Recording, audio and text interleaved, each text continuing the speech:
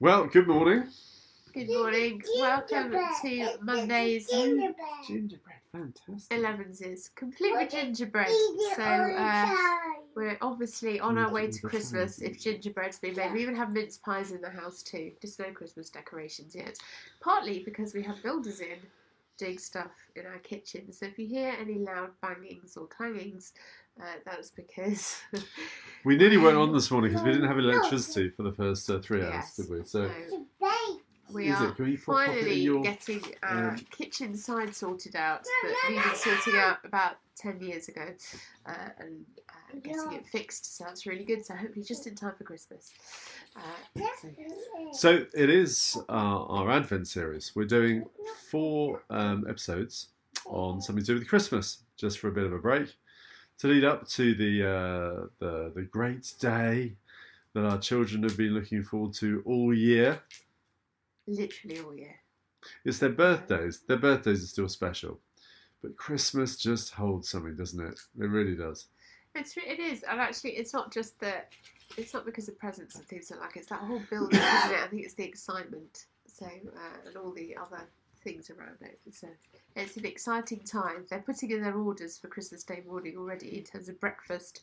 Typical girlings thinking of their stomachs rather than presents even. It's all about food for them. Although I don't think they're going to quite manage pancakes this year because we've both got to be running a service at Christmas Day morning. So I think that might have to be Boxing Day pancakes instead of Christmas Day ones. What a good idea. I think so. So today we're looking at gold. And it's the second chapter of Matthew. It's his gospel that he wrote. And we're starting from verse 1. Go for it, Hannah. After Jesus was born in Bethlehem in Judea, during the time of King Herod, Magi from the east came to Jerusalem and asked, "Where is the one who has been born King of the Jews? We saw his star when it rose and have come to worship him." When King Herod heard this, he was disturbed, and all Jerusalem with him. When he had called together all the people's chief priests and teachers of the law, he asked them where the Messiah was to be born. "In Bethlehem in Judea," they replied. "This is what the prophets written. But you, Bethlehem, in the land of Judah, are by no means least among the rulers of Judah. For out of you will come a ruler who will shepherd my people Israel." Then Herod called the Magi secretly and found out from them the exact time the star had appeared. He sent them to Bethlehem and said, "Go and search carefully for the child, and as soon as you find him, report to me, so that I may too go and worship him." After they had heard the king, they went on their way, and the star they'd seen when it rose went ahead of them until it stopped over the place where the child was. When they saw the star, they were overjoyed. On coming to the house, they saw the child with his mother Mary, and they bowed down and worshipped him. Sorry, concentrate when they did that. Then they opened their treasures and presented him with gifts of gold, frankincense, and myrrh. And having been warned in a dream not to go back to Herod, they returned to their country by another route. See, all you need is a child covering you in kisses in the morning to make your day and your week, really. So we've got 4 talks on gifts, and we've been thinking about the giver and the gift in our last Sunday talk, looking at the beginning of Mark's Gospel in Bearwood Baptist. Mark doesn't look at Jesus' birth, so if you want to know anything more about this, go and dig out my talk from a couple of weeks ago. He goes straight into Jesus' life, but 2 of the Gospels, Luke and Matthew, actually look into Jesus' birth. And we're going to look at one of these accounts, which involves 4 gifts, and today is gold. What? I thought there was just 3 gifts. There's 4. Exciting. I wonder what the 4th one could be. Big surprise. Anyway, I don't know whether you're sure about what the origins of giving gifts to each other is at Christmas, but I think probably it was from the story of the wise men, where they came to present gifts to the King of the Jews, having seen in the sky the significance of such a birth. And in ancient times, an astrologer and astronomer were one and the same, and those who studied the stars also helped to interpret the stars prophetically. So who were the Magi? wise men who interpreted the stars. So they were usually special advisors to kings and queens in the ancient world. And interestingly, Magi also visited Nero in AD 66. The builders in the background. Yeah, you're going to hear the builders as well. Keep going, Hannah. So, how many were there? On all our Christmas cards, we have 3 kings, don't we, that are often there. But actually, they weren't kings. And we don't know whether there were 3. There were just 3 gifts. There may have been, but there probably would have been a party of them, possibly a small army even protecting the interstate cross-country magi. There's lots of banging going on there. Because they would have been very important men in their cultures. And obviously, whoever they were working for would have wanted them well protected. So why did they go to Jerusalem? The capital city of Palestine, so it makes sense from that perspective, but also they were looking for a king, then they're obviously going to be looking for a palace, and the palace would have been in Jerusalem, not in some small town or backwater somewhere. So they followed a star, or certainly some astronomical anomaly or special event. This is actually based in history. Around, we know, for example, 7 BC, when we think that Jesus was actually born. They got the dates kind of slightly wrong, the early church fathers, as they were called, when they were dating. It was the monk that was writing down the dates, got it wrong, they reckon. It was interesting because, yeah, I've got some of those monk books as well. They were very accurate, but how can you be accurate hundreds of years later? Yeah, it's a bit tough, that one. Anyway, I think Jesus was born around either 4 or 7 BC. And around 7 BC, really interestingly, there were 3 really significant astronomical events in the sky. But let's be frank about it as well. It could have been supernatural. If you remember the children of Israel when they went across the wilderness to actually find the promised land, God gave them a couple of guides. He gave them a pillar of cloud. They gave them a pillar of cloud so they could follow in the day.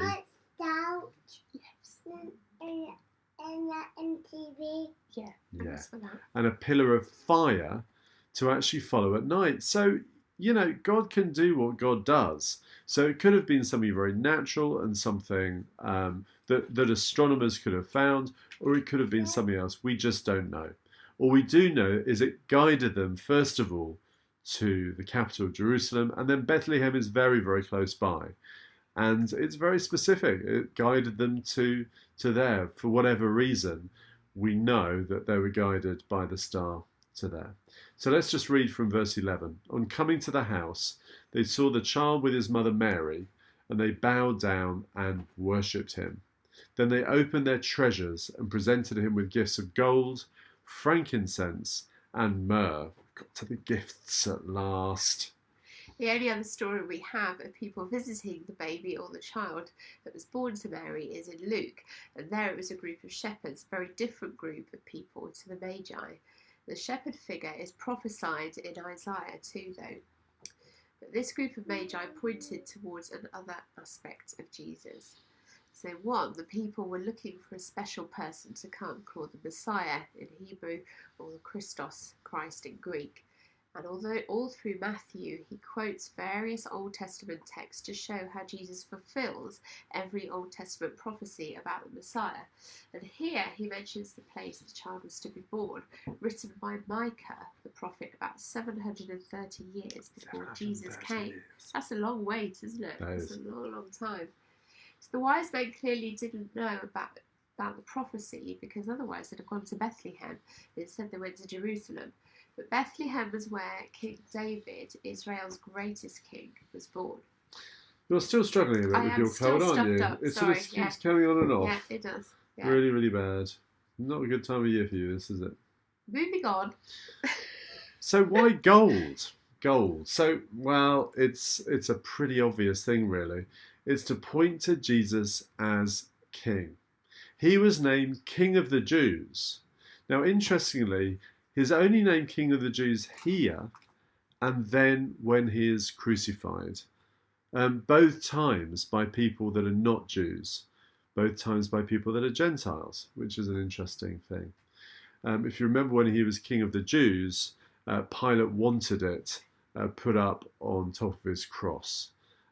This is the man who claimed to be the King of the Jews? Yeah. So, also though, interestingly, in the rest of the New Testament, he is given this title, King of Kings and Lord of Lords, in 1 Timothy 6, and verse 15 is just one. You see, here is the fulfillment of other prophecies not mentioned by Matthew in this passage. In Psalm 72, I was just trying to remember whether we'd done Psalm 72. I think we possibly have, actually. We did, yeah. I mean, I've stuck a psalm in as well, haven't I? You see, psalms have got to be mentioned in 11 It says the royal son in verse 1 shall be paid tribute from countries afar, Sheba, Tarshish, and of distant shores in verse 10. May all kings bow down to him, and, very significantly, may gold from Sheba be given him. May people bless him all day long. I'm going to carry on while Hannah coughs next to me, and then I'll let her sum up in a minute. In Isaiah 60, it says, Arise, shine, for your light has come, and the glory of the Lord rises upon you. The wealth of the seas will be brought to you. To you the riches of the nations will come. Herds of camels will cover your land, young camels of Midian and Ephah. Or how do you say that? Ephah? Ephah. Yeah, okay. And all of Sheba will come. Sheba's come back again, bearing gold and frankincense. So Sheba must have been a place which was very rich with gold and proclaiming the praise of the Lord. So this is kind of prophesied hundreds and hundreds of years before, that to this king there would be gold brought by countries afar. Now the Magi, we know, were from countries afar. So Revelation chapter 1 verse 5, John says this as the resurrected Jesus. He is the faithful witness to these things, the first to rise from the dead and the ruler of all the kings of the world. So if you're the ruler of all the kings of the world, then you must be the King of Kings, the Lord of Lords. You'll have to do this next bit, sorry. Hannah's disappearing. My word, she's going. Okay, Mummy. Yeah, okay. Mummy's just having some water. Thank goodness for that. Otherwise, we'd have had a meltdown from Anya. So 1 Peter 3:18 and 22 says this: Christ suffered for our sins once for all time. He died for sinners to bring you safely home to God. He suffered physical death, but was raised to life in the Spirit. Now Christ has gone to heaven. He is seated in the place of honour next to God, and all the angels and authorities and powers accept his authority. I mean, actually, much louder than the builders is your coughing, my love. So it's fine. It covers over the builders' bangs. That's great. So if we worship this King of Kings this Christmas, just like the Magi did, they literally fell on their faces and worshipped him, then he can help you with your struggles, with your problems. Let him rule. Give it to him, whatever you're struggling with in your life. And see the King of Kings do amazing things today. You know, we can bring him our prayers. We can bring him our requests because he is where he is. And we thank God for that. We're going to have King of Kings while Hannah has a coughing fit. And then we'll hopefully be back in a minute. This is King of Kings.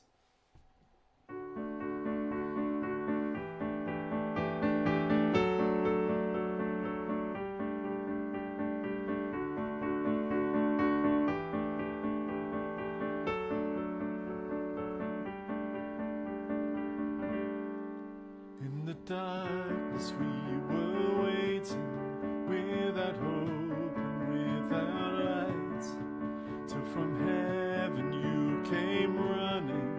There was mercy in your eyes, to fulfill the law and prophets. To a virgin came the word, from a throne of endless glory to a cradle in the dirt.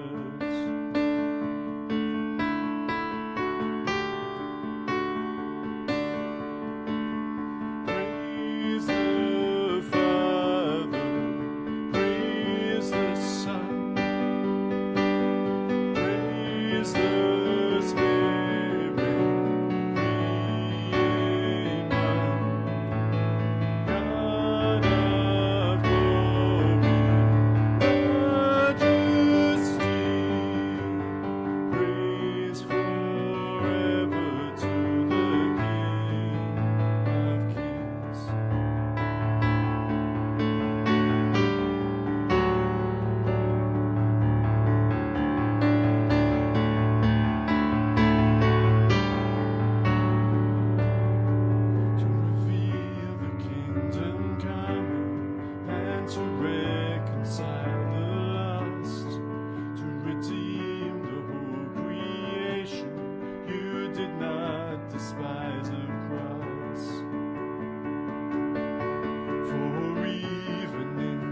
suffering, you saw to the other side.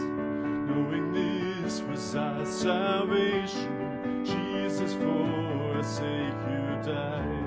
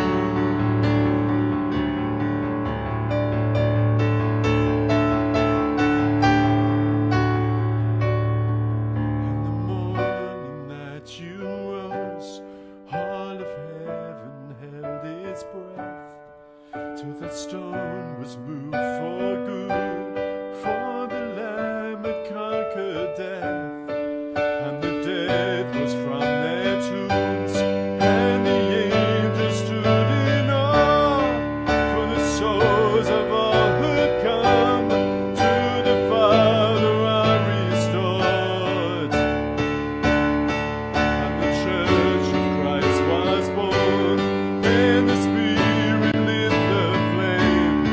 Now this gospel truth of old shall not yield, it shall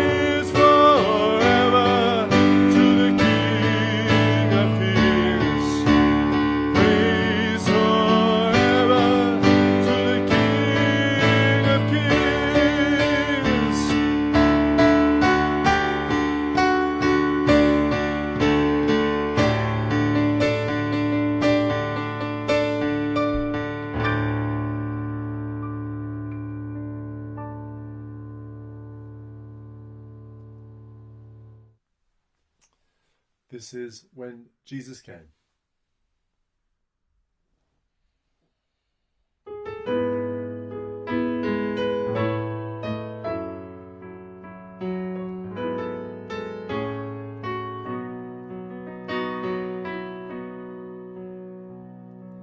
When Jesus came to die for me, he came a helpless babe. His born a manger lined with straw, and strips of cloth was laid.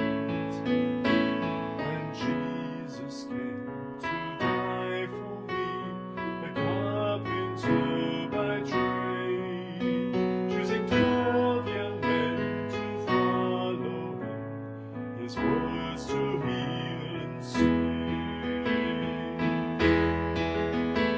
When I look into his face that day, seeing blood and tears stream down, can I turn my face and walk away to fade into the crowd?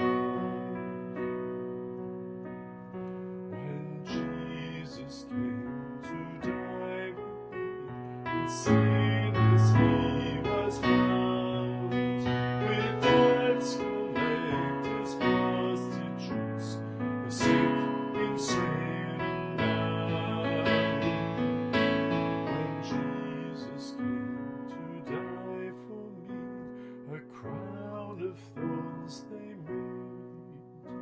They pierced his hands, they pierced his feet, as blood poured out like rain. When I look into his face that day, seeing blood and tears stream down, can I turn my face and walk away to fade into the crowd? When Jesus rose again that day, defeating sin and death, alive once more, exalted God, worthy the Lamb of praise. He stands at God's right hand on high, and he will come again. In glory he will lead us home to the new Jerusalem. And there we'll praise his name away, singing glory to our King. For the Lamb was slain, alive again, our Savior and our God. And there we'll praise his name away, singing glory to our King. For the Lamb was slain, alive again, our Savior and our God.